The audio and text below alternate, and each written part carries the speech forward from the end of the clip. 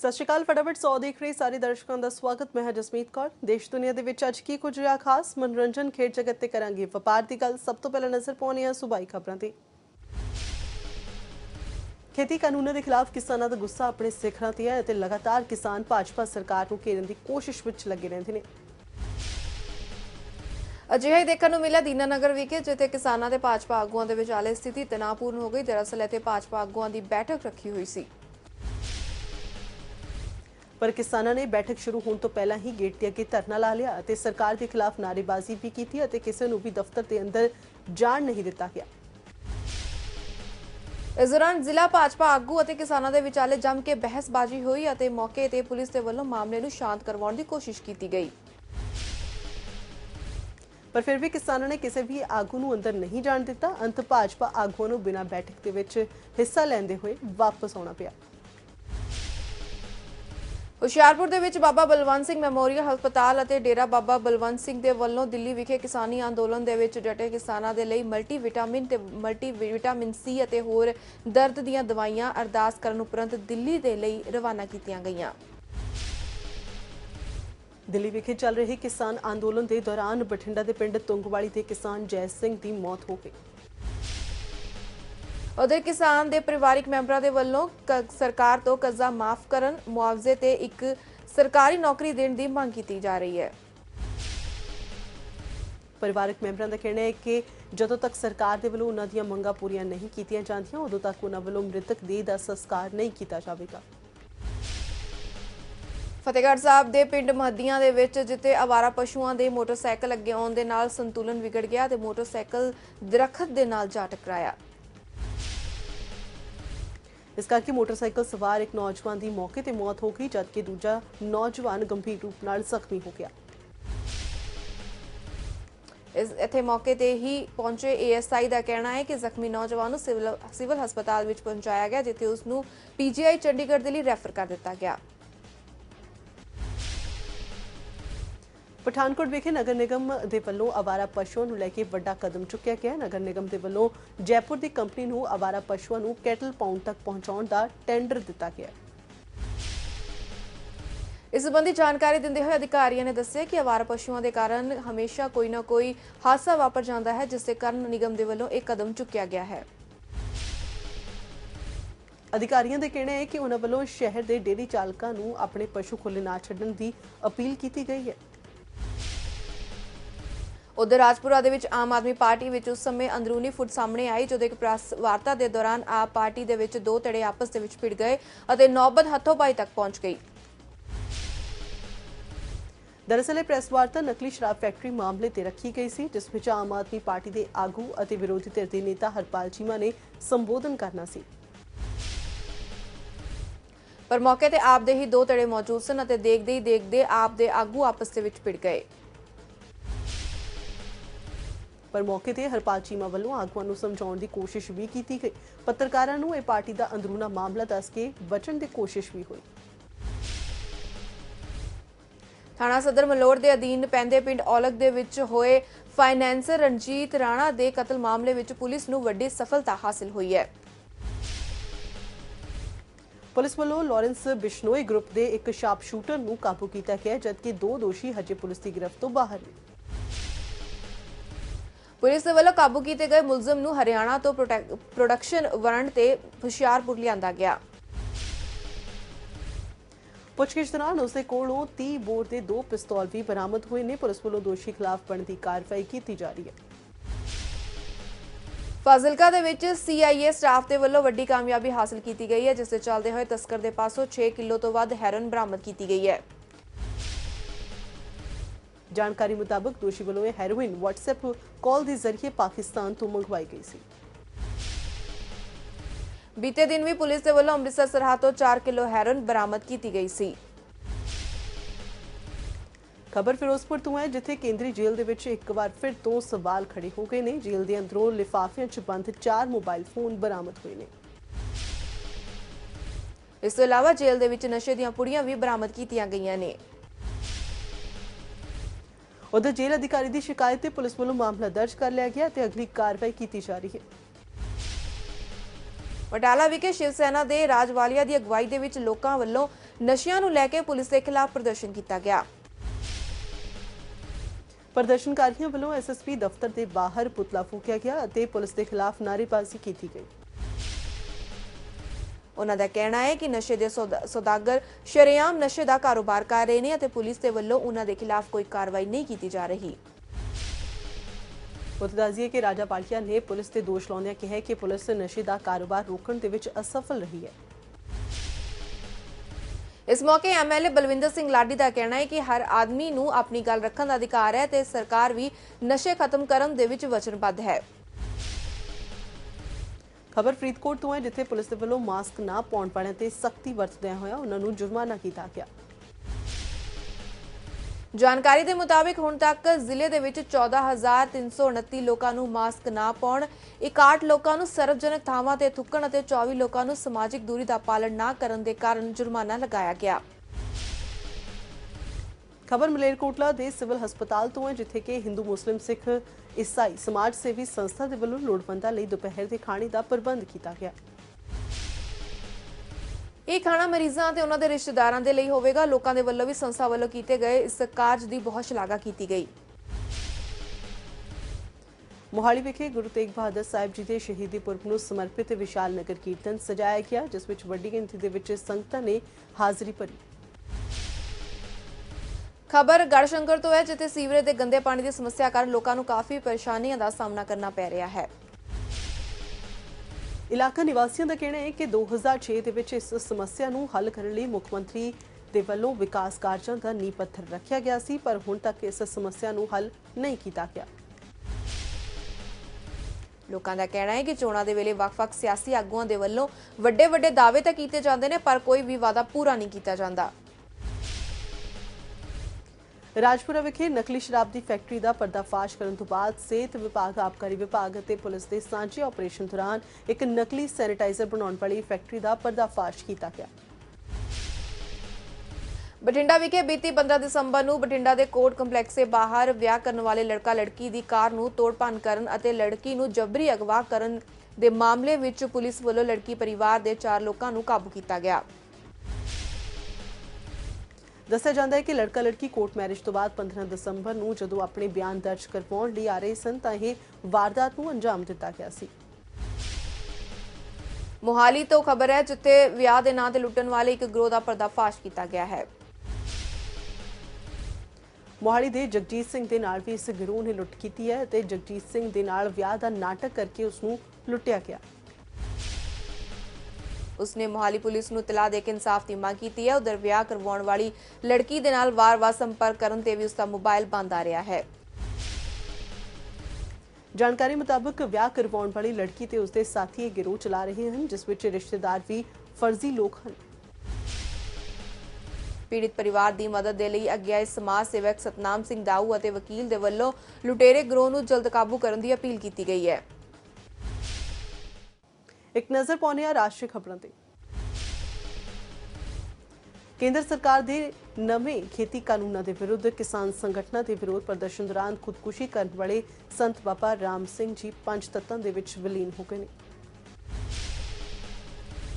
ਉਹਨਾਂ ਨੂੰ 5 ਫੁੱਟ ਉੱਚੀ ਬਣਾਈ ਗਈ ਅੰਗੀਠਾ ਸਾਹਿਬ ਤੇ ਅਗਨੀ ਦਿੱਤੀ ਗਈ। ਹਜ਼ਾਰਾਂ ਲੋਕ ਉਹਨਾਂ ਦੇ ਅੰਤਿਮ ਦਰਸ਼ਨਾਂ ਦੇ ਲਈ ਪਹੁੰਚੇ। ਸੰਸਕਾਰ ਦੇ ਮੌਕੇ ਵੱਡੀ ਗਿਣਤੀ ਦੇ ਵਿੱਚ ਸੰਗਤਾਂ ਮੌਜੂਦ ਰਹੀਆਂ। ਕਰਨਾਲ ਦੇ ਪਿੰਡ ਸਿੰਘੜਾ ਦੇ ਵਿੱਚ ਹਜ਼ਾਰਾਂ ਨਾਮ ਅੱਖਾਂ ਦੇ ਨਾਲ ਬਾਬਾ ਰਾਮ ਸਿੰਘ ਜੀ ਨੂੰ ਅੰਤਿਮ ਵਿਦਾਇਗੀ ਦਿੱਤੀ ਗਈ। ਬੀਤੇ ਕੱਲ ਉਹਨਾਂ ਨੇ ਸਿੰਘੂ ਸਰਹੱਦ ਤੇ ਕਿਸਾਨੀ ਹੱਕਾਂ ਦੇ ਲਈ ਆਪਣੀ ਜਾਨ ਦੇ ਦਿੱਤੀ ਸੀ। ਉਹਨਾਂ ਨੇ ਕਿਸਾਨ ਅੰਦੋਲਨ ਦੇ ਹੱਕ ਵਿੱਚ ਆਵਾਜ਼ ਬੁਲੰਦ ਕੀਤੀ। ਪ੍ਰਧਾਨ ਮੰਤਰੀ ਨਰਿੰਦਰ ਮੋਦੀ ਨੂੰ ਅੱਜ ਮੱਧ ਪ੍ਰਦੇਸ਼ ਦੇ ਕਿਸਾਨਾਂ ਨੂੰ ਸੰਬੋਧਨ ਕੀਤਾ ਗਿਆ। ਇਸ ਦੌਰਾਨ ਉਹਨਾਂ ਨੇ ਕਿਸਾਨਾਂ ਦਾ ਨੁਕਸਾਨ ਪੂਰੇ ਦੇਸ਼ ਦਾ ਨੁਕਸਾਨ ਦੱਸਿਆ। 35 ਲੱਖ ਕਿਸਾਨਾਂ ਦੇ ਖਾਤਿਆਂ ਦੇ ਵਿੱਚ ਪੈਸੇ ਭੇਜੇ ਜਾਣਗੇ। ਖੇਤੀ ਕਾਨੂੰਨਾਂ ਤੇ ਬੋਲਦਿਆਂ ਹੋਇਆਂ ਉਹਨਾਂ ਕਿਹਾ ਕਿ ਕਾਨੂੰਨ ਰਾਤੋਂ ਰਾਤ ਨਹੀਂ ਆਏ। ਇਸ ਤੇ 20-25 ਸਾਲਾਂ ਤੋਂ ਚਰਚਾ ਹੋ ਰਹੀ ਹੈ ਤੇ ਉਹਨਾਂ ਕਿਹਾ ਕਿ ਸਾਡੀ ਸਰਕਾਰ ਕਿਸਾਨਾਂ ਨੂੰ ਅੰਨਦਾਤਾ ਮੰਨਦੀ ਹੈ। ਇਸ ਦੌਰਾਨ ਉਹਨਾਂ ਨੇ ਵਿਰੋਧੀ ਧਿਰ ਤੇ ਵੀ ਨਿਸ਼ਾਨਾ ਸਾਧਿਆ ਅਤੇ ਕਿਸਾਨਾਂ ਨੂੰ ਭਰਮਾਉਣ ਦਾ ਦੋਸ਼ ਲਗਾਇਆ। ਉਹਨਾਂ ਕਿਹਾ ਕਿ ਕਿਸਾਨਾਂ ਦੀ ਕਰਜ਼ ਮੁਆਫੀ ਕਾਂਗਰਸ ਦੀ ਧੋਖਾਧੜੀ ਹੈ। ਮੋਦੀ ਨੇ ਕਿਹਾ ਹੈ ਕਿ ਰਾਜਨੀਤੀ ਲਈ ਕਿਸਾਨਾਂ ਦਾ ਇਸਤੇਮਾਲ ਕੀਤਾ ਗਿਆ ਅਤੇ ਕਿਸਾਨਾਂ ਲਈ ਉਹਨਾਂ ਲੋਕਾਂ ਨੇ ਕਦੇ ਅੰਦੋਲਨ ਨਹੀਂ ਕੀਤਾ। ਵੋਟ ਬੈਂਕ ਦੀ ਰਾਜਨੀਤੀ ਕਰਨ ਵਾਲਿਆਂ ਨੂੰ ਦੇਸ਼ ਪਛਾਣ ਗਿਆ। ਖੇਤੀਬਾੜੀ ਮੰਤਰੀ ਨਰਿੰਦਰ ਸਿੰਘ ਤੋਮਰ ਨੇ ਕਿਸਾਨਾਂ ਨੂੰ ਇੱਕ ਖੁੱਲ੍ਹਾ ਪੱਤਰ ਲਿਖਿਆ ਹੈ। ਖੇਤੀਬਾੜੀ ਮੰਤਰੀ ਨੇ ਆਪਣੇ 8 ਪੰਨਿਆਂ ਦੇ ਪੱਤਰ ਦੇ ਵਿੱਚ ਕੇਂਦਰ ਦੇ ਨਵੇਂ ਖੇਤੀਬਾੜੀ ਕਾਨੂੰਨਾਂ ਦੀਆਂ ਵਿਸ਼ੇਸ਼ਤਾਵਾਂ ਨੂੰ ਦਰਸਾਇਆ। ਉਹਨੇ ਇਹ ਵੀ ਕਿਹਾ ਹੈ ਕਿ ਖੇਤੀਬਾੜੀ ਕਾਨੂੰਨਾਂ ਨੂੰ ਲੈ ਕੇ ਕੁਝ ਕਿਸਾਨ ਸੰਗਠਨਾਂ ਦੇ ਵਿੱਚ ਭਰਮ ਪੈਦਾ ਹੋ ਗਿਆ ਹੈ ਤੇ ਖੇਤੀ ਮੰਤਰੀ ਦੇ ਇਸ ਪੱਤਰ ਤੋਂ ਬਾਅਦ ਮੋਦੀ ਨੇ ਉਸ ਨੂੰ ਰੀਟਵੀਟ ਕਰਦਿਆਂ ਹੋਇਆ ਕਿਹਾ ਕਿ ਅੰਨਦਾਤਾ ਕਿਸਾਨ ਇਹ ਜ਼ਰੂਰ ਪੜ੍ਹਨ। ਤੋਮਰ ਨੇ ਆਪਣੇ ਪੱਤਰ ਦੇ ਵਿੱਚ ਕਿਹਾ ਕਿ ਮੈਂ ਕਿਸਾਨਾਂ ਦੇ ਨਾਲ ਨਿਰੰਤਰ ਸੰਪਰਕ ਦੇ ਵਿੱਚ ਰਿਹਾ ਹਾਂ। ਪਿਛਲੇ ਸਮੇਂ ਵਿੱਚ ਮੈਂ ਕਈ ਰਾਜਾਂ ਦੇ ਕਿਸਾਨ ਸੰਗਠਨਾਂ ਦੇ ਨਾਲ ਗੱਲਬਾਤ ਕਰ ਚੁੱਕਾ ਹਾਂ। ਰੁਕ ਕਰਦੇ ਹਾਂ ਅੰਤਰਰਾਸ਼ਟਰੀ ਖਬਰਾਂ ਦੇ ਵੱਲ। ਪ੍ਰਧਾਨ ਮੰਤਰੀ ਨਰਿੰਦਰ ਮੋਦੀ ਨੇ ਪਿਛਲੇ ਮਹੀਨੇ PMLN ਮੁਖੀ ਨਵਾਜ਼ ਸ਼ਰੀਫ ਨੂੰ ਇੱਕ ਨਿੱਜੀ ਚਿੱਠੀ ਲਿਖ ਕੇ ਉਹਨਾਂ ਦੀ ਮਾਂ ਦੇ ਦੇਹਾਂਤ ਤੇ ਦੁੱਖ ਪ੍ਰਗਟ ਕੀਤਾ। ਇਹ ਪੱਤਰ 27 ਨਵੰਬਰ ਨੂੰ ਲਿਖਿਆ ਗਿਆ ਸੀ, ਜਿਸ ਨੂੰ ਪਾਕਿਸਤਾਨ ਮੁਸਲਿਮ ਲੀਗ ਨਵਾਜ਼ ਦੇ ਵੱਲੋਂ ਵੀਰਵਾਰ ਨੂੰ ਜਾਰੀ ਕੀਤਾ ਗਿਆ। ਚਿੱਠੀ ਦੇ ਵਿੱਚ ਪ੍ਰਧਾਨ ਮੰਤਰੀ ਮੋਦੀ ਨੇ 22 ਨਵੰਬਰ ਨੂੰ ਹੋਏ ਸ਼ਰੀਫ ਦੀ ਮਾਂ ਦੇ ਦੇਹਾਂਤ ਤੇ ਡੂੰਘਾ ਦੁੱਖ ਜ਼ਾਹਿਰ ਕੀਤਾ ਹੈ। ਇਹ ਪੱਤਰ ਪਿਛਲੇ ਹਫ਼ਤੇ ਇਸਲਾਮਾਬਾਦ ਦੇ ਵਿੱਚ ਭਾਰਤੀ ਹਾਈ ਕਮਿਸ਼ਨ ਵੱਲੋਂ ਸ਼ਰੀਫ ਦੀ ਧੀ ਮਰੀਮ ਨਵਾਜ਼ ਨੂੰ ਭੇਜਿਆ ਗਿਆ। ਪ੍ਰਧਾਨ ਮੰਤਰੀ ਨੇ 2015 ਵਿੱਚ ਲਾਹੌਰ ਦੀ ਆਪਣੀ ਸੰਖੇਪ ਅਚਾਨਕ ਯਾਤਰਾ ਦੌਰਾਨ ਸ਼ਰੀਫ ਦੀ ਮਾਂ ਦੇ ਨਾਲ ਆਪਣੀ ਗੱਲਬਾਤ ਨੂੰ ਯਾਦ ਕਰਦੇ ਹੋਏ ਕਿਹਾ ਕਿ ਉਹਨਾਂ ਦੀ ਸਾਦਗੀ ਅਤੇ ਗਰਮਜੋਸ਼ੀ ਅਸਲ ਦੇ ਵਿੱਚ ਉਹਨਾਂ ਦੇ ਦਿਲ ਨੂੰ ਛੂਹ ਲੈਣ ਵਾਲੀ ਸੀ। ਪਾਕਿਸਤਾਨ ਨੇ ਸਾਊਦੀ ਅਰਬ ਤੋਂ ਲੈ ਕੇ ਕਰਜ਼ ਦੀ ਇੱਕ ਹੋਰ ਕਿਸ਼ਤ $1 ਅਰਬ ਦੇ ਕੇ ਚੁਕਾ ਦਿੱਤੀ ਹੈ ਅਤੇ ਇਸ ਕਰਜ਼ ਨੂੰ ਵਾਪਸ ਕਰਨ ਲਈ ਇਮਰਾਨ ਖਾਨ ਦੀ ਸਰਕਾਰ ਨੇ ਚੀਨ ਤੋਂ ਕਰਜ਼ ਲਿਆ।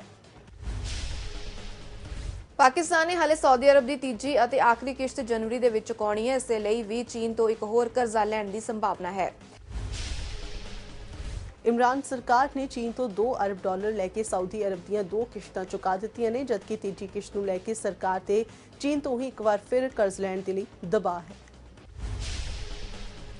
ਦੱਸ ਦਈਏ ਕਿ ਪਿਛਲੇ ਸਾਲ ਜਦੋਂ ਪਾਕਿਸਤਾਨ ਦੀਵਾਲੀਆ ਹੋਣ ਦੇ ਕੰਢੇ ਤੇ ਸੀ, ਉਦੋਂ ਸਾਊਦੀ ਅਰਬ ਨੇ $6.2 ਅਰਬ ਦੇ ਕੇ ਉਸ ਨੂੰ ਬਚਾਇਆ ਸੀ, ਜਿਸ ਦੇ ਵਿੱਚੋਂ $3 ਅਰਬ ਨਕਦ ਕਰਜ਼ ਦੇ ਰੂਪ ਵਿੱਚ ਦਿੱਤੇ ਗਏ ਸੀ। ਕ੍ਰਿਸਮਸ ਦੀਆਂ ਛੁੱਟੀਆਂ ਦੌਰਾਨ ਹਾਲਾਤ ਹੋਰ ਖਰਾਬ ਹੋਣ ਦੇ ਅਸਾਰ ਨੇ। ਇਸ ਵਿਚਕਾਰ ਸੂਬੇ ਕਿਊਬਿਕ ਨੇ ਸਖਤ ਫੈਸਲਾ ਲਿਆ ਅਤੇ 25 ਦਸੰਬਰ ਤੋਂ 1 ਜਨਵਰੀ ਤੱਕ ਸਾਰੇ ਗੈਰ ਜ਼ਰੂਰੀ ਕਾਰੋਬਾਰ ਅਤੇ ਸਾਰੇ ਪ੍ਰਾਇਮਰੀ ਤੇ ਸੈਕੰਡਰੀ ਸਕੂਲ ਬੰਦ ਰੱਖਣ ਦਾ ਐਲਾਨ ਕੀਤਾ ਹੈ। ਇਸ ਦਾ ਐਲਾਨ ਕਰਦੇ ਹੋਏ ਸੂਬੇ ਦੇ ਮੁੱਖ ਮੰਤਰੀ ਫ੍ਰੈਂਕੋਇਸ ਲਿਗਨੌਟ ਨੇ ਕਿਹਾ ਹੈ ਕਿ ਕੋਰੋਨਾ ਦੀ ਲਹਿਰ ਨੂੰ ਮੱਦੇਨਜ਼ਰ ਰੱਖਦੇ ਹੋਏ ਇਹ ਫੈਸਲਾ ਲਿਆ ਗਿਆ ਹੈ। ਵਪਾਰ ਜਗਤ 'ਚ ਕਿਹੜੇ ਉਤਾਰ ਚੜ੍ਹਾਅ, ਕਿਸ ਨੂੰ ਹੈ ਨੁਕਸਾਨ, ਕੌਣ ਜਾਂ ਫਾਇਦੇ 'ਚ, ਜਾਣਦੇ ਹਾਂ ਬਿਜ਼ਨਸ ਨਿਊਜ਼ 'ਚ।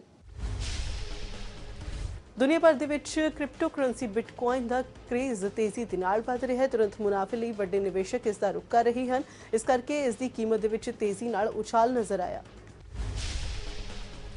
ਬਿਟਕੋਇਨ ਦੀ ਕੀਮਤ ਦੇ ਵਿੱਚ 4.5% ਦੀ ਰਿਕਾਰਡ ਤੌਰ ਤੇ ਤੇਜ਼ੀ ਦਰਜ ਕੀਤੀ ਗਈ ਹੈ, ਜਿਸ ਦੇ ਨਾਲ ਇਸ ਕੀਮਤ $20,440 ਤੇ ਪਹੁੰਚ ਚੁੱਕੀ ਹੈ। ਦੱਸ ਦਈਏ ਕਿ ਨਵੰਬਰ ਮਹੀਨੇ ਦੇ ਵਿੱਚ ਬਿਟਕੋਇਨ ਦਾ ਰੇਟ $18,000 ਦੇ ਪੱਧਰ ਨੂੰ ਪਾਰ ਕਰ ਚੁੱਕਿਆ ਹੈ। ਕ੍ਰਿਪਟੋ ਕਰੰਸੀ ਇੱਕ ਡਿਜੀਟਲ ਕਰੰਸੀ ਹੁੰਦੀ ਹੈ ਜੋ ਕਿ ਬਲੌਕਚੇਨ ਤਕਨੀਕ ਤੇ ਆਧਾਰਿਤ ਹੈ। ਇਸ ਕਰੰਸੀ ਦੇ ਵਿੱਚ ਐਨਕੋਡਿੰਗ ਤਕਨੀਕ ਦੀ ਵਰਤੋਂ ਹੁੰਦੀ ਹੈ। ਇਸ ਤਕਨੀਕ ਦੇ ਰਾਹੀਂ ਕਰੰਸੀ ਦੇ ਟ੍ਰਾਂਜੈਕਸ਼ਨ ਦਾ ਪੂਰਾ ਲੇਖਾ ਜੋਖਾ ਹੁੰਦਾ ਹੈ, ਜਿਸ ਦੇ ਨਾਲ ਇਸ ਨੂੰ ਹੈਕ ਕਰਨਾ ਮੁਸ਼ਕਿਲ ਹੈ। ਕੋਰੋਨਾ ਲੱਗਦਾ ਆਫਤ ਦਰਮਿਆਨ ਕੋਕਾ ਕੋਲਾ ਕੰਪਨੀ ਇੱਕ ਵਾਰ ਫਿਰ ਤੋਂ 2200 ਕਾਮਿਆਂ ਨੂੰ ਛੁੱਟੀ ਦੇਣ ਜਾ ਰਹੀ ਹੈ। ਇਸ ਯੋਜਨਾ ਦੇ ਤਹਿਤ ਦੁਨੀਆ ਭਰ ਦੇ ਕੁੱਲ 2200 ਕਾਮਿਆਂ ਨੂੰ ਹਟਾਉਣ ਦੇ ਲਈ ਅਮਰੀਕਾ ਦੇ ਵਿੱਚੋਂ ਲਗਭਗ 1200 ਕਾਮਿਆਂ ਨੂੰ ਬਰਖਾਸਤ ਕੀਤਾ ਜਾਵੇਗਾ। ਦਰਅਸਲ ਕੋਰੋਨਾ ਲਾਗ ਦੇ ਕਰਕੇ ਬਹੁਤ ਘੱਟ ਲੋਕ ਥੀਏਟਰ, ਬਾਰ ਅਤੇ ਸਟੇਡੀਅਮ ਵਰਗੀਆਂ ਥਾਵਾਂ ਤੇ ਜਾ ਰਹੇ ਹਨ। ਇਹ ਉਹ ਥਾਵਾਂ ਹਨ ਜਿੱਥੇ ਕੋਕਾ ਕੋਲਾ ਵਰਗੇ ਸੌਫਟ ਡਰਿੰਕ ਦੀ ਬਹੁਤ ਮੰਗ ਹੁੰਦੀ ਹੈ। ਇਸ ਦੇ ਲਈ ਕੰਪਨੀ ਹੁਣ ਆਪਣੇ ਕਾਮਿਆਂ ਦੇ ਪੁਨਰਗਠਨ ਵੱਲ ਇੱਕ ਹੋਰ ਕਦਮ ਚੁੱਕ ਰਹੀ ਹੈ। ਕਾਮਿਆਂ ਦੀ ਕਟੌਤੀ ਦੀ ਸੰਖਿਆ ਕੁੱਲ ਸੰਖਿਆ 2.5% ਹੋਵੇਗੀ। ਕੋਵਿਡ-19 ਨੇ ਪੂਰੇ ਵਿਸ਼ਵ ਦੀ ਆਰਥਿਕਤਾ ਨੂੰ ਹਿਲਾ ਕੇ ਰੱਖ ਦਿੱਤਾ ਹੈ। ILO ਦੀ ਹਾਲ ਹੀ ਦੀ ਰਿਪੋਰਟ ਦੇ ਵਿੱਚ ਖੁਲਾਸਾ ਹੋਇਆ ਕਿ ਏਸ਼ੀਆ ਪ੍ਰਸ਼ਾਂਤ ਖੇਤਰ 'ਚ ਕੋਰੋਨਾ ਲੱਗਦੀ ਬਿਮਾਰੀ ਦੇ ਨਾਲ 81 ਮਿਲੀਅਨ ਲੋਕ ਬੇਰੁਜ਼ਗਾਰ ਹੋ ਗਏ ਨੇ ਜਾਂ ਫਿਰ ਆਪਣੀਆਂ ਨੌਕਰੀਆਂ ਗਵਾ ਚੁੱਕੇ ਨੇ। ILO ਦੇ ਏਸ਼ੀਆ ਪ੍ਰਸ਼ਾਂਤ ਖੇਤਰ ਦੇ ਡਾਇਰੈਕਟਰ ਚਿਹਾਂਕੋ ਅਸਾਦਾ ਨੇ ਦੱਸਿਆ ਕਿ ਕੋਵਿਡ-19 ਦੇ ਨਾਲ ਇਹ ਖੇਤਰ ਪੂਰੀ ਦੁਨੀਆ ਦੇ ਮੁਕਾਬਲੇ ਜ਼ਿਆਦਾ ਪ੍ਰਭਾਵਿਤ ਹੋਇਆ ਹੈ। ਉਹਨਾਂ ਦੇ ਮੁਤਾਬਿਕ ਇਸ ਖੇਤਰ ਦੇ ਵਿੱਚ ਜ਼ਿਆਦਾਤਰ ਮਜ਼ਦੂਰ ਦੂਜੀ ਥਾਂ ਤੇ ਜਾ ਕੇ ਕੰਮ ਕਰਦੇ ਨੇ। ਇੱਕ ਨਜ਼ਰ ਬਾਲੀਵੁੱਡ ਗਪਸ਼ਪ ਦੀ ਵੱਲ। ਬਾਲੀਵੁੱਡ ਅਦਾਕਾਰ ਵਰੁਣ ਧਵਨ ਤੇ ਉਹਨਾਂ ਦੀ ਫਿਲਮ ਜੁਗ ਜੁਗ ਜੀਓ ਦੀ ਟੀਮ ਦੇ ਕੁਝ ਮੈਂਬਰ ਜੋ ਪਿਛਲੇ ਦਿਨੀ ਸ਼ੂਟਿੰਗ ਦੌਰਾਨ ਕੋਰੋਨਾ ਪੋਜ਼ਿਟਿਵ ਹੋ ਗਏ ਸਨ, ਪਰ ਹੁਣ ਵਰੁਣ ਧਵਨ ਕੋਰੋਨਾ ਮੁਕਤ ਹੋ ਚੁੱਕੇ ਨੇ। ਉਹ ਜਲਦੀ ਆਪਣੀ ਫਿਲਮ ਦੀ ਸ਼ੂਟਿੰਗ ਕਰਨ ਜਾ ਰਹੇ ਨੇ। ਕੁਝ ਦਿਨ ਪਹਿਲਾਂ ਫਿਲਮ ਜੁਗ ਜੁਗ ਜੀਓ ਦੇ ਕਲਾਕਾਰ ਵਰੁਣ ਧਵਨ, ਨੀਤੂ ਕਪੂਰ ਅਤੇ ਨਿਰਦੇਸ਼ਕ ਰਾਜ ਮਹਿਤਾ ਕੋਰੋਨਾ ਪੋਜ਼ਿਟਿਵ ਪਾਏ ਗਏ ਸਨ। ਚੰਡੀਗੜ੍ਹ ਵਿਖੇ ਇਸ ਫਿਲਮ ਦਾ ਸ਼ੂਟ ਚੱਲ ਰਿਹਾ ਸੀ, ਪਰ ਟੀਮ ਦੇ ਕੁਝ ਮੈਂਬਰ ਕੋਰੋਨਾ ਪੋਜ਼ਿਟਿਵ ਆਉਣ ਤੋਂ ਬਾਅਦ ਇਸ ਦੀ ਸ਼ੂਟਿੰਗ ਰੋਕ ਦਿੱਤੀ ਗਈ ਅਤੇ ਉਹਨਾਂ ਦਾ ਕੋਰੋਨਾ ਟੈਸਟ ਨੈਗੇਟਿਵ ਆਇਆ। ਦੂਜੇ ਪਾਸੇ ਨਿਰਦੇਸ਼ਕ ਰਾਜ ਮਹਿਤਾ ਨੂੰ ਵੀ ਪੂਰੀ ਤਰ੍ਹਾਂ ਕੋਰੋਨਾ ਮੁਕਤ ਦੱਸਿਆ ਗਿਆ ਹੈ। ਉੱਥੇ ਹੀ ਨੀਤੂ ਕਪੂਰ ਦੀ ਬੇਟੀ ਰਿਦਮਾ ਸਾਨੀ ਨੇ ਪੋਸਟ ਸ਼ੇਅਰ ਕਰਕੇ ਦੱਸਿਆ ਕਿ ਉਹਨਾਂ ਦੀ ਮਾਂ ਕੋਰੋਨਾ ਮੁਕਤ ਹੋ ਚੁੱਕੀ ਹੈ। ਨੀਤੂ ਕਪੂਰ ਨੂੰ ਖਰਾਬ ਸਿਹਤ ਦੇ ਕਰਕੇ 에ਅਰ ਐਂਬੂਲੈਂਸ ਦੇ ਜ਼ਰੀਏ ਮੁੰਬਈ ਲਿਜਾਇਆ ਗਿਆ ਸੀ ਅਤੇ ਹੁਣ ਨੀਤੂ ਕਪੂਰ ਅਤੇ ਵਰੁਣ ਧਵਨ ਪੂਰੀ ਤਰ੍ਹਾਂ ਠੀਕ ਹੋ ਚੁੱਕੇ ਨੇ ਅਤੇ ਦੋਵਾਂ ਦੇ ਵੱਲੋਂ ਫਿਲਮ ਜੁਗ ਜੁਗ ਜੀਓ ਦੀ ਸ਼ੂਟਿੰਗ ਸ਼ੁਰੂ ਕਰ ਦਿੱਤੀ ਗਈ ਹੈ। NCB ਨੇ ਡਰੱਗਸ ਕੇਸ ਦੀ ਜਾਂਚ ਦੇ ਸਿਲਸਿਲੇ ਵਿੱਚ ਬਾਲੀਵੁੱਡ ਡਾਇਰੈਕਟਰ ਕਰਨ ਜੌਹਰ ਦੇ ਨਾਲ ਜੁੜੇ ਕੁਝ ਲੋਕਾਂ ਨੂੰ ਸਮਨ ਭੇਜਿਆ ਹੈ। ਜਾਂਚ ਏਜੰਸੀ ਕਰਨ ਜੌਹਰ ਨੂੰ ਵੀ ਪੁੱਛਗਿੱਛ ਦੇ ਲਈ ਬੁਲਾ ਸਕਦੀ ਹੈ। NCBI ਸੂਤਰਾਂ ਦੇ ਮੁਤਾਬਕ ਕਰਨ ਜੌਹਰ ਦੀ ਮੌਜੂਦਗੀ ਦੀ ਲੋੜ ਨਹੀਂ ਹੈ, ਉਹ ਆਪਣਾ ਪ੍ਰਤੀਨਿਧ ਵੀ ਭੇਜ ਸਕਦੇ ਨੇ। ਕਰਨ ਜੌਹਰ ਨੂੰ ਵਾਇਰਲ ਵੀਡੀਓ ਦੇ ਸੰਬੰਧੀ ਜਾਣਕਾਰੀ ਦੇਣ ਲਈ ਕਿਹਾ ਗਿਆ, ਜੋ ਕਥਿਤ ਤੌਰ ਤੇ ਜੁਲਾਈ 2019 ਦੇ ਵਿੱਚ ਉਹਨਾਂ ਦੇ ਘਰ ਦੇ ਵਿੱਚ ਹੋਈ ਪਾਰਟੀ ਦੀ ਸੀ। ਬਾਲੀਵੁੱਡ ਅਦਾਕਾਰ ਸਲਮਾਨ ਖਾਨ ਦਾ ਸ਼ੈਡਿਊਲ ਇਸ ਸਮੇਂ ਕਾਫੀ ਬਿਜ਼ੀ ਹੈ। TV reality show big boss 14 ਨੂੰ ਹੋਸਟ ਕਰਨ ਦੇ ਨਾਲ-ਨਾਲ ਸਲਮਾਨ ਖਾਨ ਆਪਣੀਆਂ ਫਿਲਮਾਂ ਦੀ ਸ਼ੂਟਿੰਗ ਦੇ ਵਿੱਚ ਰੁੱਝੇ ਹੋਏ ਨੇ। ਜਾਣਕਾਰੀ ਦੇ ਮੁਤਾਬਕ ਆਪਣੇ ਬਿਜ਼ੀ ਸ਼ੈਡਿਊਲ ਦੇ ਕਰਕੇ ਸਲਮਾਨ ਇਸ ਸਾਲ ਆਪਣਾ ਜਨਮ ਦਿਨ ਨਹੀਂ ਮਨਾਉਣਗੇ। ਆਮ ਤੌਰ ਤੇ ਸਲਮਾਨ ਖਾਨ ਦਾ ਜਨਮ ਦਿਨ ਉਹਨਾਂ ਦੇ ਫਾਰਮ ਹਾਊਸ ਤੇ ਸੈਲੀਬ੍ਰੇਟ ਕੀਤਾ ਜਾਂਦਾ ਹੈ, ਪਰ ਇਸ ਸਾਲ ਇੱਥੇ ਵੀ ਕੁਝ ਨਹੀਂ ਹੋਵੇਗਾ। ਸਗੋਂ ਜਨਮ ਦਿਨ ਵਾਲੇ ਦਿਨ ਸਲਮਾਨ ਖਾਨ ਆਪਣੀ ਇੱਕ ਨਵੀਂ ਫਿਲਮ ਦੀ ਸ਼ੂਟਿੰਗ ਤੇ ਹੋਣਗੇ। ਰੁਕ ਕਰਦੇ ਹਾਂ ਖੇਡ ਦੇ ਮੈਦਾਨ ਦੇ ਵੱਲ। ਆਲਰਾਊਂਡਰ ਸ਼ੋਇਬ ਮਲਿਕ ਦੇ ਪ੍ਰਦਰਸ਼ਨ ਦੀ ਬਦੌਲਤ ਜ਼ਾਫਨਾ ਸਟਾਲੀਅਨਸ ਨੇ ਗਾਲੇ ਗਲੈਡੀਏਟਰਸ ਨੂੰ 53 ਦੌੜਾਂ ਦੇ ਨਾਲ ਹਰਾ ਕੇ ਲੰਕਾ ਪ੍ਰੀਮੀਅਰ ਲੀਗ ਦੇ ਪਹਿਲੇ ਸੈਸ਼ਨ ਦਾ ਖਿਤਾਬ ਜਿੱਤ ਲਿਆ। ਜਾਫਨਾ ਨੇ ਪਹਿਲਾਂ ਬੱਲੇਬਾਜ਼ੀ ਕਰਦੇ ਹੋਏ ਮਲਿਕ ਦੀਆਂ 35 ਦੌੜਾਂ ਤੇ 3 ਚੌਕਿਆਂ ਤੇ 1 ਛੱਕੇ ਦੀ ਮਦਦ ਦੇ ਨਾਲ ਸਭ ਤੋਂ ਜ਼ਿਆਦਾ 46 ਦੌੜਾਂ ਬਣਾਈਆਂ, ਜਿਸ ਦੀ ਬਦੌਲਤ ਟੀਮ ਨੇ 20 ਓਵਰਾਂ ਦੇ ਵਿੱਚ 6 ਵਿਕਟਾਂ ਤੇ 188 ਦੌੜਾਂ ਦਾ ਮਜ਼ਬੂਤ ਸਕੋਰ ਖੜਾ ਕਰ ਦਿੱਤਾ। ਜਦਕਿ ਟੀਚੇ ਦਾ ਪਿੱਛਾ ਕਰਨ ਉਤਰੀ ਗਾਲੇ ਦੀ ਟੀਮ 20 ਓਵਰਾਂ ਦੇ ਵਿੱਚ 9 ਵਿਕਟਾਂ ਤੇ 135 ਦੌੜਾਂ ਹੀ ਬਣਾ ਸਕੀ। ਕੋਰੋਨਾ ਵਾਇਰਸ ਦੇ ਮੱਦੇਨਜ਼ਰ ATP ਨੇ ਹਰੇਕ ਸਾਲ ਜਨਵਰੀ ਦੇ ਵਿੱਚ ਹੋਣ ਵਾਲੇ ਸਾਲ ਦੇ ਪਹਿਲੇ ਗ੍ਰੈਂਡ ਸਲੈਮ ਆਸਟ੍ਰੇਲੀਅਨ ਓਪਨ ਨੂੰ ਇਸ ਵਾਰ 3 ਹਫ਼ਤੇ ਦੇ ਲਈ ਟਾਲਦੇ ਹੋਏ 6 ਫਰਵਰੀ ਤੋਂ ਆਯੋਜਿਤ ਕਰਨ ਦਾ ਐਲਾਨ ਕੀਤਾ ਹੈ। ਇਹ ਟੂਰਨਾਮੈਂਟ ਪਹਿਲਾਂ 18 ਜਨਵਰੀ ਤੋਂ ਸ਼ੁਰੂ ਹੋਣ ਵਾਲਾ ਸੀ, ਪਰ ਕੋਵਿਡ-19 ਨਾਲ ਸੰਬੰਧਿਤ ਚੌਕਸੀ ਵਰਤਣ ਦੇ ਮੱਦੇਨਜ਼ਰ ਹੁਣ ਇਸ ਟੂਰਨਾਮੈਂਟ ਦੀਆਂ ਮਿਤੀਆਂ ਨੂੰ ਅੱਗੇ ਵਧਾਇਆ ਗਿਆ। ATP ਨੇ ਕਿਹਾ ਹੈ ਕਿ ਆਸਟ੍ਰੇਲੀਅਨ ਓਪਨ ਦੇ ਲਈ ਪੁਰਸ਼ਾਂ ਦੇ ਕੁਆਲੀਫਾਈਂਗ ਇਵੈਂਟ ਦਾ ਆਯੋਜਨ 10 ਤੋਂ 13 ਜਨਵਰੀ ਵਿਚਾਲੇ ਦੋਹਾ ਵਿਚਕਾਰ ਹੋਵੇਗਾ। ਕੋਵਿਡ-19 ਮਹਾਮਾਰੀ ਦੇ ਮੱਦੇਨਜ਼ਰ ਇਸ ਸਾਲ ਦਾ ਵਿੰਬਲਡਨ ਟੈਨਿਸ ਟੂਰਨਾਮੈਂਟ ਰੱਦ ਕਰ ਦਿੱਤਾ ਗਿਆ ਸੀ, ਜਦਕਿ US ਅਤੇ ਫ੍ਰੈਂਚ ਓਪਨ ਟੂਰਨਾਮੈਂਟ ਜੈਵਿਕ ਸੁਰੱਖਿਆ ਪ੍ਰੋਟੋਕੋਲ ਦੇ ਤਹਿਤ ਆਯੋਜਿਤ ਕਰਵਾਇਆ ਗਿਆ ਸੀ। ਇਸ ਦੌਰਾਨ ਖਿਡਾਰੀ ਅਭਿਆਸ ਸੈਸ਼ਨ ਤੇ ਮੈਚ ਖੇਡਣ ਤੋਂ ਇਲਾਵਾ ਹੋਟਲ ਦੇ ਕਮਰੇ ਵਿੱਚੋਂ ਬਾਹਰ ਨਹੀਂ ਨਿਕਲ ਸਕੇ ਸਨ। ਨਰਸਿੰਘ ਯਾਦਵ ਦੀ ਡੋਪਿੰਗ ਦੇ ਕਾਰਨ 4 ਸਾਲ ਦੀ ਪਾਬੰਦੀ ਖਤਮ ਹੋਣ ਤੋਂ ਬਾਅਦ ਬਹੁਤ ਚਰਚਿਤ ਵਾਪਸੀ ਅਤੇ ਵਿਸ਼ਵ ਕੱਪ ਕੁਸ਼ਤੀ ਦੇ ਕੁਆਲੀਫਾਈਂਗ ਦੌਰ ਦੇ ਵਿੱਚ ਹਾਰ ਦੇ ਨਾਲ ਖਤਮ ਹੋ ਗਿਆ, ਜਦਕਿ ਟੋਕੀਓ 올림픽 ਦੇ ਵਿੱਚ ਜਗ੍ਹਾ ਬਣਾ ਚੁੱਕੇ ਰਵੀ ਦਾਹੀਆ ਨੂੰ ਵੀ ਸ਼ੁਰੂ ਦੇ ਵਿੱਚ ਹੀ ਬਾਹਰ ਦਾ ਰਸਤਾ ਦੇਖਣਾ ਪਿਆ। ਨਰਸਿੰਘ ਫ੍ਰੀ ਸਟਾਈਲ ਵਰਗ ਦੇ 74 ਕਿਲੋਗ੍ਰਾਮ ਵਰਗ ਦੇ ਵਿੱਚ ਉਤਰਿਆ ਸੀ, ਜਿਸ ਵਿੱਚ ਭਾਰਤ ਨੇ ਅਜੇ ਤੱਕ ਟੋਕੀਓ 올림픽 ਲਈ ਕੋਟਾ ਹਾਸਲ ਨਹੀਂ ਕੀਤਾ ਹੈ। ਨਰਸਿੰਘ ਤੇ ਰਵੀ ਦਾ ਰੋਪਰੇਜ ਰਾਊਂਡ ਦਾ ਰਸਤਾ ਵੀ ਬੰਦ ਹੋ ਗਿਆ ਹੈ, ਕਿਉਂਕਿ ਉਹਨਾਂ ਨੂੰ ਹਰਾਉਣ ਵਾਲੇ ਵਿਰੋਧੀ ਵੀ ਕੁਆਟਰ ਫਾਈਨਲ ਤੋਂ ਅੱਗੇ ਨਹੀਂ ਵੱਧ ਸਕੇ। ਇਸ ਵਿਚਾਲੇ ਨਵੀਨ ਕੁਮਾਰ ਕੁਆਟਰ ਫਾਈਨਲ ਦੇ ਵਿੱਚ, ਜਦਕਿ ਸੁਮਿਤ ਕੁਮਾਰ ਕੁਆਲੀਫਾਈਂਗ ਦੇ ਦੌਰ ਵਿੱਚ ਹਾਰ ਗਏ। ਫਟਾਫਟ 100 ਦੇ ਵਿੱਚ ਅੱਜ ਬਸ ਇੰਨਾ ਹੀ। ਮੈਨੂੰ ਦੇ ਇਜਾਜ਼ਤ। ਧੰਨਵਾਦ।